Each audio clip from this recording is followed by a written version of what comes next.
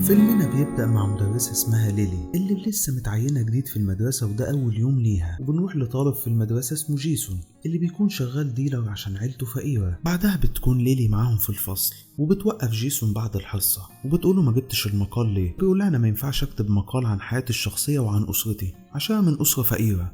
والموضوع ده بيبان إنه بيضايقه جدا وبيسيبها وبيمشي. بتيجي المدرسة صاحبتها وبتحذرها من الطالب ده وبتقولها ده مشاغب جدا وانتي كده هتضيعي وقتك معاه. بيجي تاني يوم وهم في الفصل، والليلي بتخلي كل طالب يقرأ المقالة اللي كتبها، وبتنادي على جيسون عشان يطلع يقرأ المقالة اللي ما بيبقاش راضي تماما، لكن بتفضل تنادي عليه لحد ما بيطلع وبيقف يقرأ المقالة بتاعته. وبتتأثر بيها ليلي جدا وبتلاحظ انه عنده موهبة في الكتابة. وبعد الحصة بتقف تتكلم معاه انا هساعدك انك تجيب درجات احسن، انت موهوب في الكتابة. لكن هو بيقول لها انا مش مهتم بالكتابة، انا بحاول اشتغل واجيب فلوس عشان من اسرة فقيرة. بيروح جيسون البيت وبيستأذن من امه عشان يمشي عشان هيذاكر مع اصحابه، لكن بيروح يقعد مع اصحابه ويشربوا كاسين بدل ما يذاكروا. بعدها بنروح لمدرس اسمه اندرو اللي بيبقى مع ليلي في المدرسة، وبيقف يتكلم معاها شوية وبيعزمها انهم يخرجوا سوا. بعدها ليلي بتبقى مع الطالب جيسون اللي بتقول له انا عايز اقعد معاك كل يوم بعد الحصة ساعة كاملة عشان احسن من درجاتك وان انت فعلا موهوب في الكتابة. هو بيقول لها انت مش مضطرة تعملي كده، ما تضيعيش وقتك معايا. هي بتقول له لا انا كده مش بضيع وقتي، انا هساعدك عشان تدخل الجامعة. بالليل بتروح تسهر مع المدرس اللي اسمه اندرو وبيقفوا يرقصوا مع بعض، وجيسون بيبقى في نفس المكان وبيشوفهم. بعد ما بيخلصوا بياخدها اندرو ويوصلها بالعربية. الصبح ليلي بتبقى في الفصل وما بيكونش جيسون موجود، لكن بيجي بعد الحصة ما بتخلص، وطبعا بتهزقه شويه كده، بتقول له لو مش هتحترم الحصه ما تحضرش خالص. المهم بيهزروا مع بعض وبيدخل يقعد معاها وبيقول لها شفتك امبارح مع اندرو وكان رقصك الحقيقه مثير جدا، وبيحط ايده على ايدها وبيبان انها مايله ناحيته شويه، لكن بتبعد ايده وتقول له ما تعملش كده تاني. بعدها ليلي بتبقى بتتكلم في التليفون مع والدتها اللي بتطمن عليها في الوظيفه الجديده، وبنلاقي الباب بيخبط. بتفتح الباب بتلاقي جيسون متخرشم في وشه تماما، فبتدخله جوه وبيقول لها انا جيت لك عشان ما اعرفش حد غيري، وجيت عشان اطهر الجروح بتاعتي عشان ما ينفعش اروح بالشكل ده. بعدها ليلي بتاخده عشان توصله، وهما في العربيه جيسون بيقول لها اقفي، فبتقف ليلي وبينزلوا من العربية الاتنين. وبيبتدي جيسون يقرب منها شوية بشوية لحد ما هي بتزقه وتبعده، وبتقول له أنا المدرسة بتاعتك وما ينفعش نعمل مع بعض أي حاجة من الحاجات اللي في دماغك، وبتاخده وتوصله بيته. بعدها بنلاقي ليلي قاعدة في الكازينو بالليل مع المدرس اللي اسمه أندرو، وقاعدين بيتكلموا مع بعض شوية إنها كانت متجوزة واتطلقت. بعدها بتقوم تدخل الحمام، وجيسون بيبقى في نفس المكان وبيروح داخل عليها الحمام وبيحاول يقرب منها ويبوسها، لكن هي بتبعده. وبترجع تاني تقعد مع أندرو وبتقول له انا مضطر امشي عشان ماما تعبانه شويه. وبتقوم ليلي تركب عربيتها وتروح البيت، وبيكون جيسون وراها وبيجي البيت وراها وبيفضل يخبط عليها، لكن هي في الاول ما بتبقاش عايزه تفتح له، لكن هو بيقول لها انا جاي عشان اعتذر لك واتاسف لك على اللي انا عملته. بتفتح له ويدخل جيسون جوه ويبتدي يحاول يقرب منها تاني، وهي بتبقى ضعيفه شويه ناحيته ومايله ليه قوي، وبتقول له ما ينفعش يكون بيني وبينك علاقه، انت ما كملتش 18 سنه ودي في حد ذاتها قضيه اتسجن بسببها. لكن هو بيقول لها محدش هيعرف اي حاجه، احنا في حاجه بينا مشتركه، وبيبتدي يقرب منها. بتضعف معاه ليلي. بعد ما بيخلصوا بتقول له ما ينفعش حد يعرف اللي بينا، فبيقول لها عيب عليكي محدش هيعرف حاجه. الصبح ليلي بتبقى قاعده في الفصل وبتدخل عليها مدرسه صاحبتها وبتقول لها انا شفتك امبارح مع اندرو، انتوا في بينكم حاجه؟ فبتقول لها مفيش بينا اي حاجه، ده مجرد واحد صاحبي قاعده معاه شويه، واطمني يا ست. بعدها بنلاقي ليلي واقفه مع اندرو اللي بيطلب منها انهم يخرجوا مع بعض تاني، ولكن قبل هي ما ترد عليه بنلاقي جيسون دخل عليهم. ليلي اول ما جيسون بيجي بتسيبهم وتمشي. جيسون بيروح وراها الفصل وبيقعدوا مع بعض وبيحاول يقرب منها، لكن هي بتبعده وتقول له يا ابني اتقي الشر هتجيب لي مشكله كبيره هنا. هو بيقول لها انا مش قادر ابعد عنك، لكن هي بتحذره وبتقول اللي حصل بينا ده ما ينفعش يحصل تاني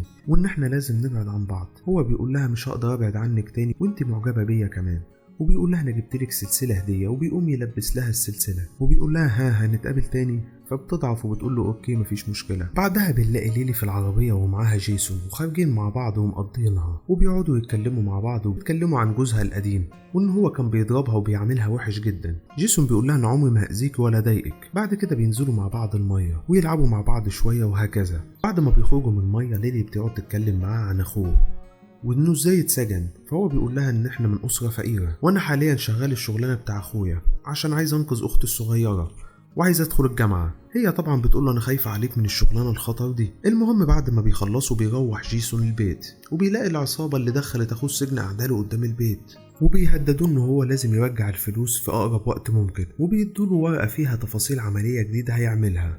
بيلاقي امه جوه البيت بتقلب في هدومه وبتقلب في التليفون بتاعه وبتلاقي صور ليه مع ليلي وبتعرف انه على علاقه بالمدرسه بتاعته. بعدها بيكون في اجتماع لاولياء الامور وام جيسون بتروح الاجتماع ده وبتدخل تقعد مع ليلي وبتتكلم معاها ليلي وبتقول لها ان جيسون موهوب في الكتابه ودرجاته بقت كويسه جدا. فامه بتقول له انا عرفت ان في علاقه بينك وبين ابني وانت لازم تبعدي عنه عشان يدخل الكليه وانا ممكن ابلغ عنك الشرطه وتتحبسي بسبب الموضوع ده. بعدها جيسون بيبقى مع العصابه وبيقول لهم انا نفذت لكم كل اللي انتوا عايزينه، ممكن تسيبوني في حالي؟ فبيقولوا ما ينفعش تبعد عنك خالص والا هنقتلك او نسجنك. المهم لما بيروح البيت امه بتقول له انا عرفت ان في علاقه بينك وبين المدرسه بتاعتك وانك لازم تبعد عنها. لكن جيسون بيقول لها انا ما اقدرش ابعد عنها، انا بحبها، وبيشد جامد قوي مع ابوه وامه وبيتعصب وبيسيبهم ويمشي.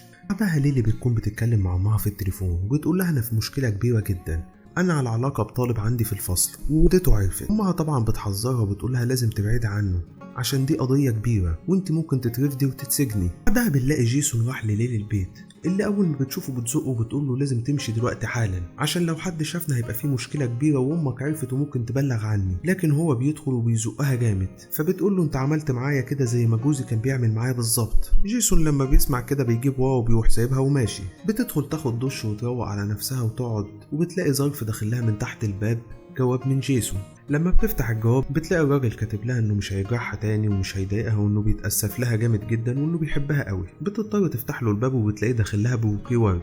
بيدخل يقعد معاها وبتضعف. لما بيخلصوا بيقعدوا يتكلموا مع بعض وبيقول لها ايه رأيك تستقيلي خالص من المدرسة عشان ما يبقاش عليك اي عقوبة جنائية ونسافر سوا مع بعض، انا معايا قرشين حلوين هيكفونا وتعالي نسافر مع بعض. هي بتقول له مش هينفع لكن هو بيفضل يتحايل عليها لحد ما بتقول له هفكر في الموضوع كويس.